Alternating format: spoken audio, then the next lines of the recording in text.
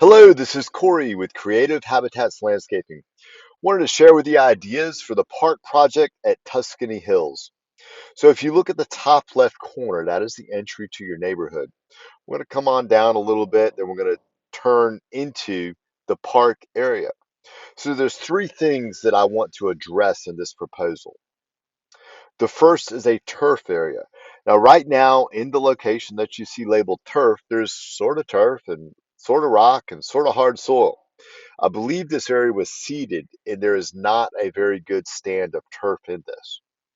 There's two approaches that you can take to making this a better area, a more enjoyable area for people to be out there playing football, frisbee, and volleyball. Number one, most important, is this area really needs to be irrigated. Number two, it needs to be limed and fertilized for better nutrients. The third thing is more optional. There is Bermuda grass out there, which I think that over time could probably be developed to be a more healthy stand of Bermuda. However, the best option would be to do Tifton 419 Bermuda grass out there, but that is definitely a more expensive option since you're looking at about 18,000 square feet of grass. So I'm going to break that down for you in your estimate, and then you can make a decision from there. It is something that could be staged over the years as well. So maybe we try watering and fertility with what's there and see what it does. If it's unsuccessful, then simply come back and add turf over it. That would work out. And it was not really going backwards with your money. The next part that I'm addressing is the patio. This would be approximately a 500 square foot patio. I wanted to make this large enough so that it could accommodate a decent number of people out there for a community event. Um, and then lastly, there is a nature trail path that goes through this area. This is actually, I've walked this area probably 10 times. It's actually a pretty beautiful area with some very dynamic features to it. So it'd be a shame to not share that with your community. This is just another perspective of the project. Turf, patio, path entry, and completion. Notice in the center of your screen this really amazing tree. It would be a shame not to highlight that tree because it's the best tree in the whole development. That is the ideal spot for putting a patio, possibly even eventually lighten this up with some floodlights. But not only it is a beautiful feature, it is also a very comfortable feature, meaning that if it's summertime, maybe someone's out there on the patio having a birthday party, the more shade that can be on that patio, the more enjoyable that space is going to be. So this is just another perspective. We're highlighting that tree and really making it a focal point that we're building the community area around. This photo I took from on top of my car, and the next slide is going to show a concept of what the patio could look like.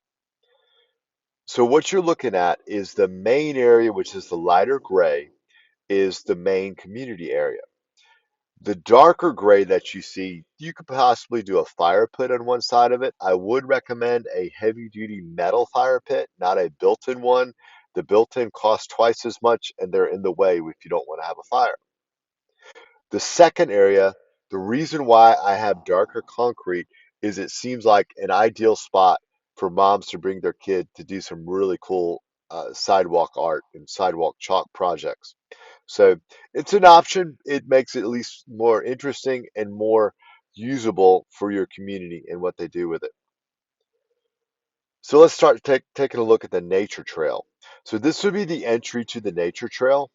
We would highlight this with a couple boulders so that people know that this is the marked point of that nature trail. The beauty of the boulders is you have a tremendous resource. You see them all there in the top right hand side of your screen. You have a fantastic number of boulders that we can use as a resource for this project. As you move over that hillside entry, there is a natural path that goes through this. It's probably from your maintenance guys using it. But at any rate, one of the things that we would want to do is weed eat and thin out and get some of these sticks up. Um, Over time, the maintenance company will need to maintain this. Probably after about 2 years of doing that, this will become extremely low maintenance.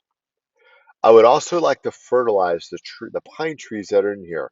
Why? Because they are susceptible to pine beetles. The healthier we can keep them by giving them tree vitamins, also known as fertilizer, the less likely it is that you're going to have an infestation problem. The other thing I'd like to point out, if you look almost in the middle right-hand side of your screen, you'll see a little bit of a boulder.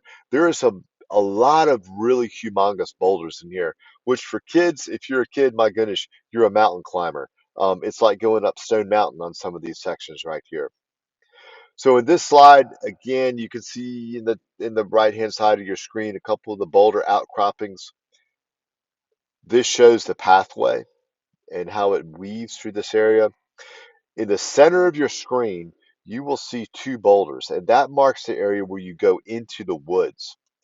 And this is what you see. Not exactly amenable for people to go hiking through. That is why we have a bush hog, because we can cut a perfect path through the woods that will allow the people of your community to be able to go through here. We come into an open sort of pine forest area. Again, we continue with the boulders to mark the path by which people navigate through this. There is one section that is a challenge and a blessing. It depends on how your perspective is on going uphill. And that would be going up this hill. And that's where we could do a bunch of really heavy flagstone steps that go through there. They are a pretty permanent feature. As you go to the top of those steps, we're going to go to the right. We will cross this drainage disc. I recommend just a pipe and dirt. It's simple and it's not going to rot on you over time. We hug the woods, limb up this tree. I think there's something about the experience of going under trees that adds to the overall effect. And I do recommend that we limb these up and keep this experience as nature friendly as possible. We ride around. I know where you see the manhole almost in the middle of the screen. It looks hard to traverse. It's not.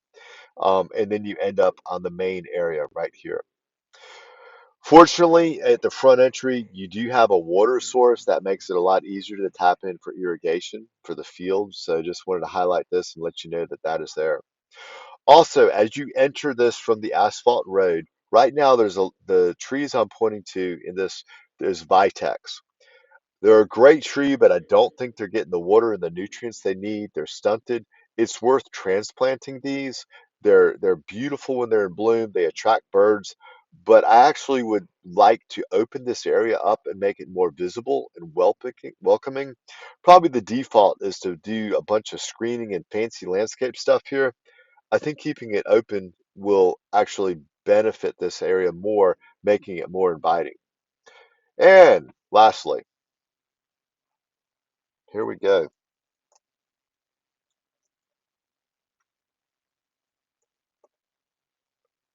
Myself about my company and why we're a great choice to do this project for the Tuscany Hills community.